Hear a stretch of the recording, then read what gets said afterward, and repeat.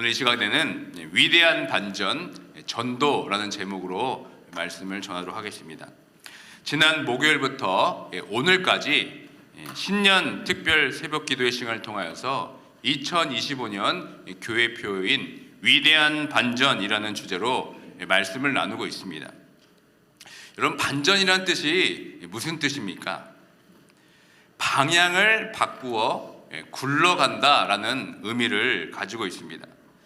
우리가 예수 그리스도를 믿고 구원받았다면 우리는 과거에 이 죄의 길에서 방향을 바꾸어서 예수 그리스도께서 보여주신 생명의 길로 나아가는 반전이 일어나게 됩니다. 그것을 우리는 회심 이렇게 부릅니다. 회심은 우리 삶의 가치와 방향이 예수 그리스도께로 향하는 완전한 방향의 전환입니다. 또한 이 올바른 회심한 자들은 올바른 신앙의 고백으로 나아가게 됩니다. 그 신앙의 고백이 무엇입니까? 예수를 그리스도라 고백하고 더 나아가 예수를 주님이라고 고백을 합니다.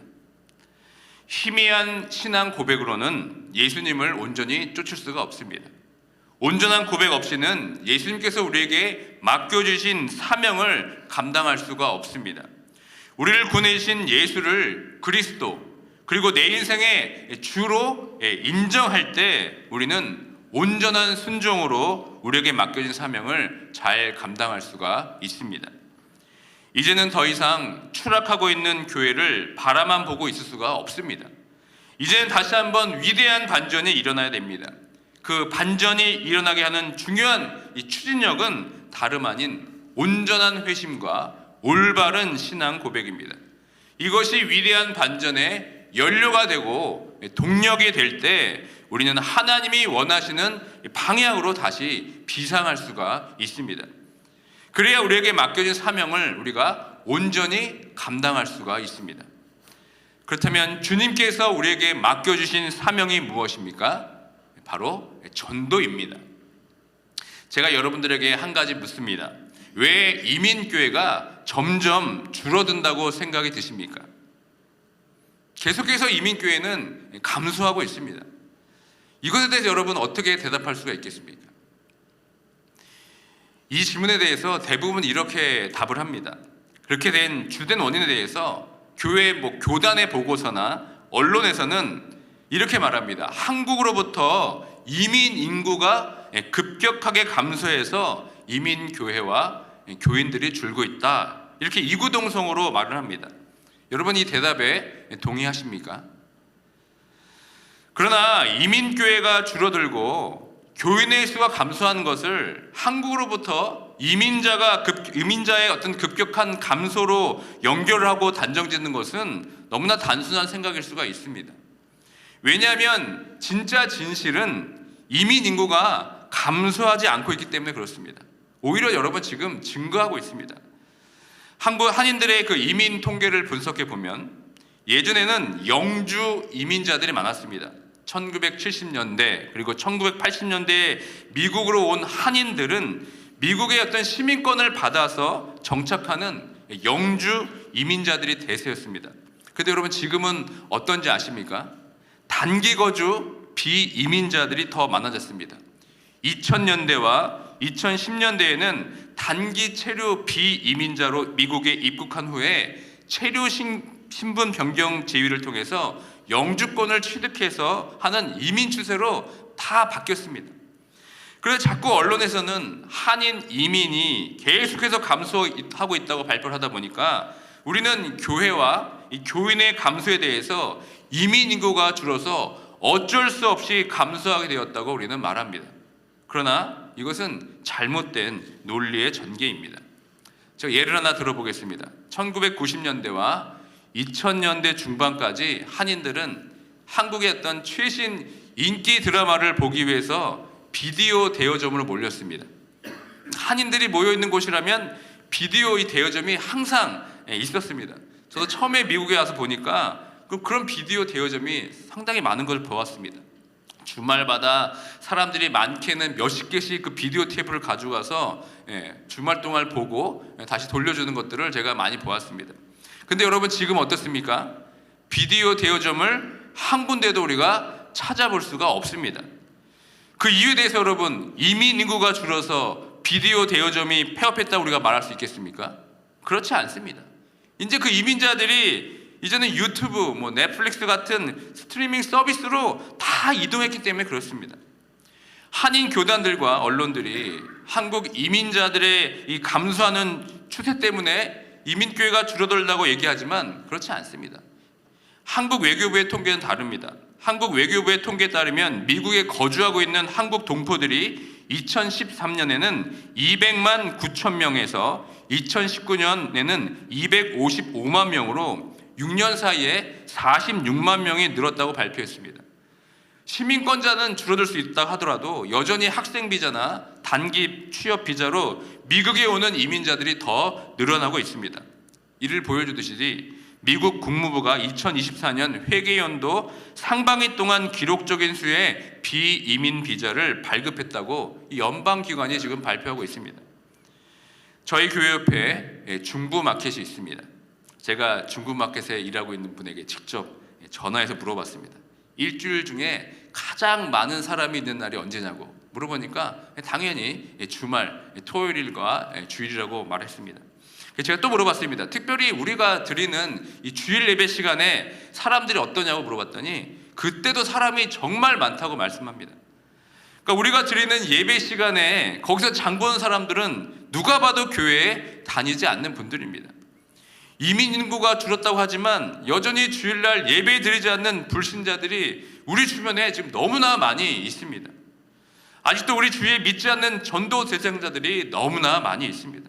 이제는 한국에서 오는 이민 인구가 감소해서 교회와 교인들이 줄었다고 핑계대서는 안 됩니다. 여전히 미국으로 많은 한국 사람들이 몰려들고 있습니다. 그리고 또 하나의 변화가 있습니다. 예전에는 이민 사회가 오프라인 사회였습니다. 그런데 이제는 온라인 커뮤니티로 바뀌게 되었습니다. 1970년대와 1980년대의 주요 오프라인 커뮤니티 중심에 이민교회가 서 있었습니다. 그런데 요즘 어떻습니까?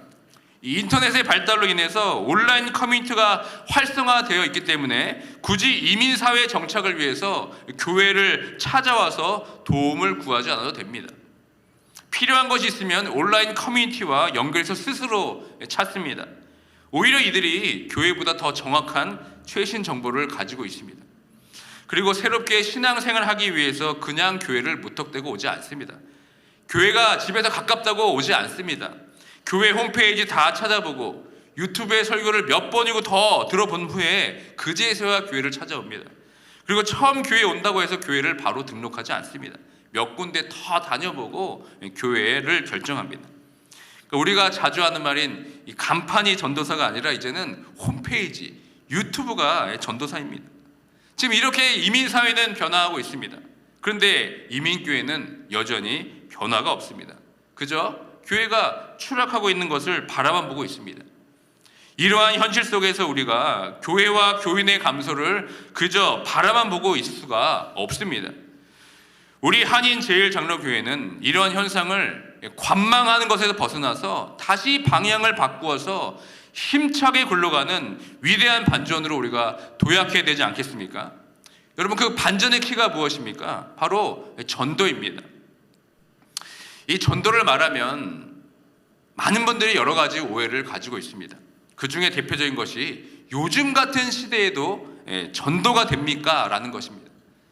물론 여러분, 전도가 쉽지가 않습니다. 그러나 하나님은 지금도 이 전도를 통해서 사람들을 구원해내고 계십니다. 먼저 전도는 무엇이냐면 불신자를 억지로라도 교회로 데려오는 것이 아닙니다. 오지 않는 사람들을 억지로 교회로 데려고 하니까 여러분 얼마나 힘이 듭니까? 여러분, 그것은 전도가 아니라 인도입니다. 전도는 오히려 불신자를 찾아가서 복음을 전하는 것이 전도입니다. 말 그대로 예수 그리스도의 도를 전하는 것이 전도입니다. 또 전도에 대한 또 한 가지 오해는 전도 현장에서 말씀의 도를 전하기보다는 교회를 자랑하고 홍보하는 것으로 생각한다는 겁니다. 제가 전도 현장에 가보면 어떤 분들은 복음을 전하는 것이 아니라 교회를 홍보하며 교회에 출석해달라고 하시는 분들을 많이 보게 됩니다. 물론 교회를 자랑할 수 있죠. 그러나 여러분, 그것은 온전한 전도는 아닙니다. 전도를 교회 성장의 도구로 생각하면 안 됩니다. 전도는 그리스도인들의 사명이고 본질이기 때문에 하는 것이지 교회 성장을 위해서 전도하는 것이 아닙니다. 교회의 부흥과 성장은 우리의 열심도 필요하지만 궁극적으로 하나님의 뜻과 주권에 달려 있습니다.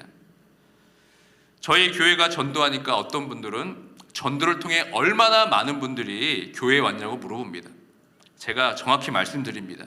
우리가 마켓에 가서 전도해서 교회를 나오신 분들은 한 분도 없습니다.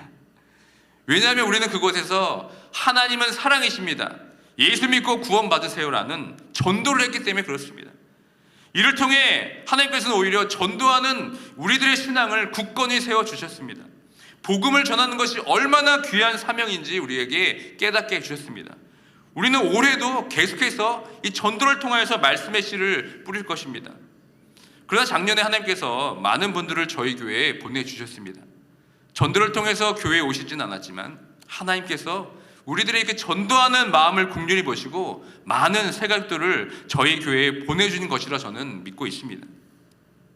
또 전도에 어떤 오해가 있습니까? 전도는 오래 교회 다닌 사람, 특히 성경 지식이 풍부하고 은사가 많은 사람 등이 하는 것이라고 생각할 때가 있습니다.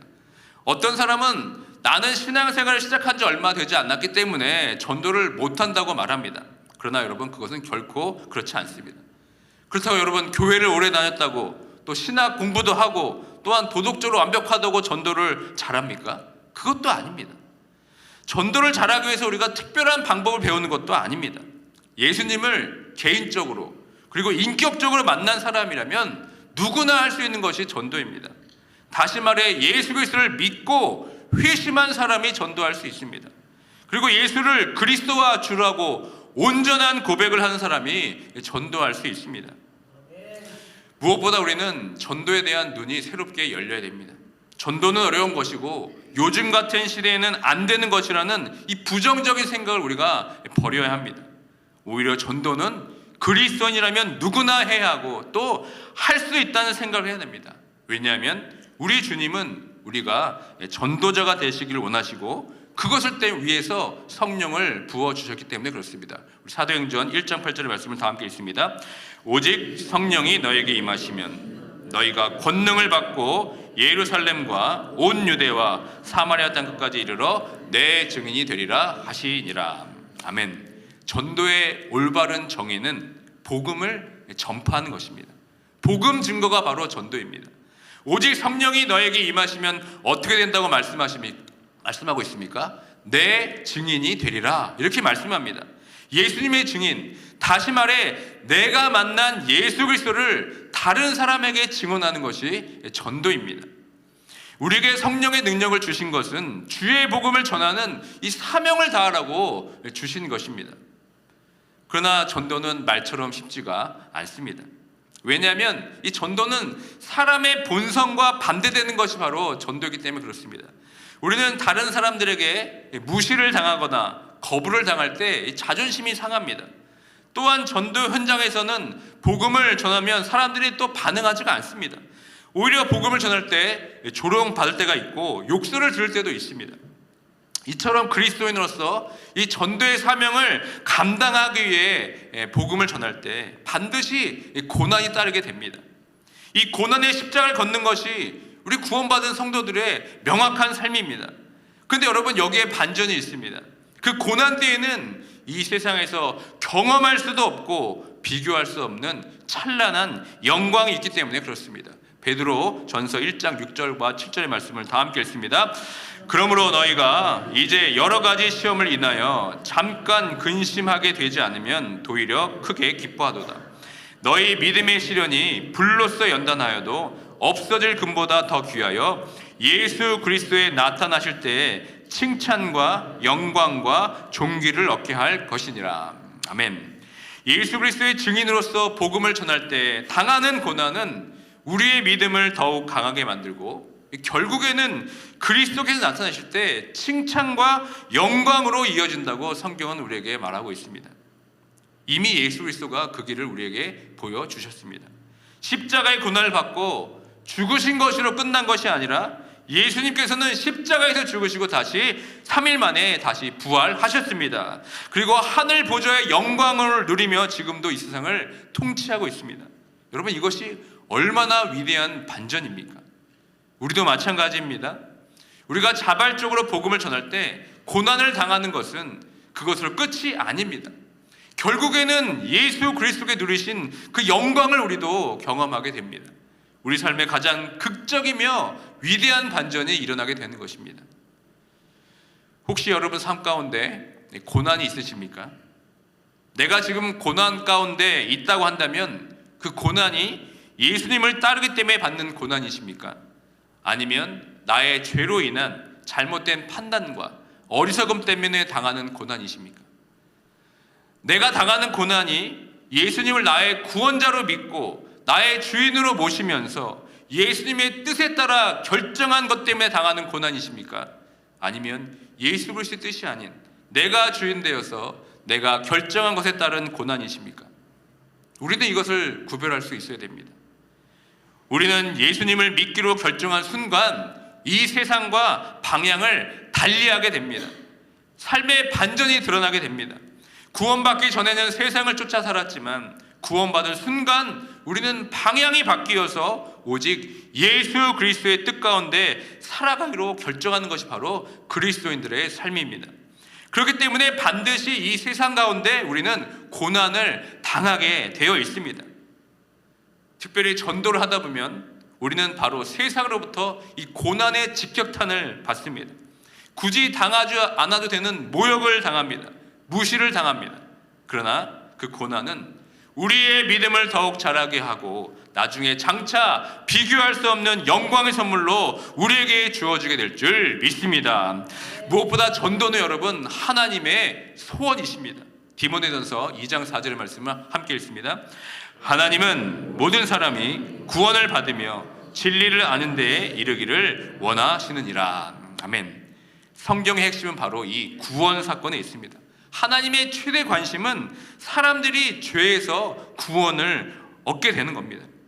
그리고 전도는 우리에게 주신 하나님의 명령입니다. 마태복음 28장 18절부터 20절까지의 말씀을 다 함께 읽도록 하겠습니다. 예수께서 나와 말씀하여 이르시되 하늘과 땅의 모든 권세를 내게 주셨으니 그러므로 너희는 가서 모든 민족을 제자로 삼아 아버지와 아들과 성령의 이름으로 세례를 베풀고 내가 너희에게 분부한 모든 것을 가르쳐 지키게 하라. 볼지어다 내가 세상 끝날까지 너희와 항상 함께 있으리라 하시니라. 아멘. 이 주님의 명령은 목회자들이나 선교사들에게 주어졌다고 여러분 오해해서는 안 됩니다. 이 명령은 그렇게 해보겠니라고 지금 제안하거나 권유하는 것도 아닙니다. 주님이 직접 우리에게 명령하신 것입니다. 따라서 복음 전도는 그리스도인들의 선택사항이 아닙니다. 해도 되고 안 해도 그만인 것이 아니라 그리스도인이라면 누구든지 반드시 해야 하는 사명입니다. 그래서 이것을 우리가 지상명령 혹은 대사명, The Great Commission 이렇게 부릅니다. 그리스도를 주라고 고백한 자라면 우리는 주님의 말씀에 온전히 순종하는 자입니다. 이렇게 성경이 증거하고 말씀하고 있는데 우리가 이 말씀에 아멘 하면서 우리가 순종해야 되지 않겠습니까? 물론 전도하는 내가 부족하고 연약할 수가 있습니다. 그러나 우리가 전하는 복음만큼은 절대 약하지 않습니다. 나의 나약함으로 복음이 매이질 않습니다. 사도 바울이 이에 대해 이렇게 고백합니다. 디모데후서 2장 9절의 말씀을 함께 읽습니다. 복음으로 말미암아 내가 죄인과 같이 매이는 데까지 고난을 받았으나 하나님의 말씀은 매이지 아니하니라. 아멘. 여러분, 복음은 결코 매이지 않습니다. 그러므로 복음을 전하는 사명을 맡은 우리들은 성령의 능력과 큰 확신 가운데 이 복음을 전해야 됩니다. 누가 그럼 전도를 잘할 수 있겠습니까? 성령의 역사를 통해서 온전한 회심으로 방향이 바뀐 자들이 복음을 전할 수 있습니다. 그리고 온전한 신앙 고백을 통해서 예수님을 그리스도 그리고 예수님을 나의 주라고 고백하는 자들이 전도자가 될 수가 있습니다. 온전한 회심이 없이 온전한 신앙 고백 없이는 전도하면서 예수 믿으면 참 좋습니다, 예수 믿으니까 참 행복합니다 라는 말이 나올 수가 없습니다. 전도하기 위해서는 이 전도의 내적 동기가 분명한 사람, 구원의 감격이 생생하게 살아있는 사람들이 전도를 잘하게 되어 있습니다. 우리가 전도를 잘하기 위해서는 예수님을 개인적으로 그리고 인격적으로 만나는 분명한 체험이 필요합니다. 회심의 경험이 있어야 됩니다. 예수님의 증인이 되기 위해서는 바울처럼 예수님을 개인적으로 또 인격적으로 만나는 경험이 있어야 됩니다. 바울은 예수님을 충격적으로 만났기 때문에 바울의 삶에 충격적인 반전이 일어난 것입니다. 어떤 반전입니까? 예수 믿는 사람을 잡으러 왔다가 오히려 예수를 전하는 전도자가 되게 된 것입니다. 사랑하는 성도 여러분, 여러분의 삶과 우리 교회에 위대한 반전이 일어나길 원하십니까? 그렇다면 여러분, 전도하시길 바랍니다. 복음을 증거한 삶으로 살아가시길 바랍니다. 꼭 마트에 나와서 거리 전도하라고 말씀하는 것이 아닙니다. 여러분 삶 속에서 여러분 주변에 있는 믿지 않는 영혼들에 대해 안타까움을 가지고 그들을 품고 기도하며 복음을 여러분 전하시기 바랍니다. 그때 나의 삶과 교회는 물론이고 그 복음을 듣는 자가 죽음에서 생명으로 구원받는 위대한 반전이 일어나게 될 줄 믿습니다. 말씀을 맺습니다. 우리에게는 영적인 반전이 필요합니다. 더 이상 안주해서도 안 되고 더 이상 무너진 채 방치하고 있어서도 안 됩니다. 다시 한번 하나님께서 부르시는 그날까지 온전한 회심과 온전한 신앙 고백을 통하여서 우리에게 맡겨주신 그 복음을 전하는 사명에 몸부림치며 나아가는 모두가 되길 주님의 이름으로 축원드립니다. 그래서 한인제일장로교회 모든 성도들이 이 전도의 사명을 온전히 감당함을 통해 우리가 교회가 추락하는 것이 아니라 비상하고 무너지는 것이 아니라 다시 한번 재건되는 한 해가 되어서 위대한 반전을 이루는 복된 2025년 되길 주님의 이름으로 축원드립니다.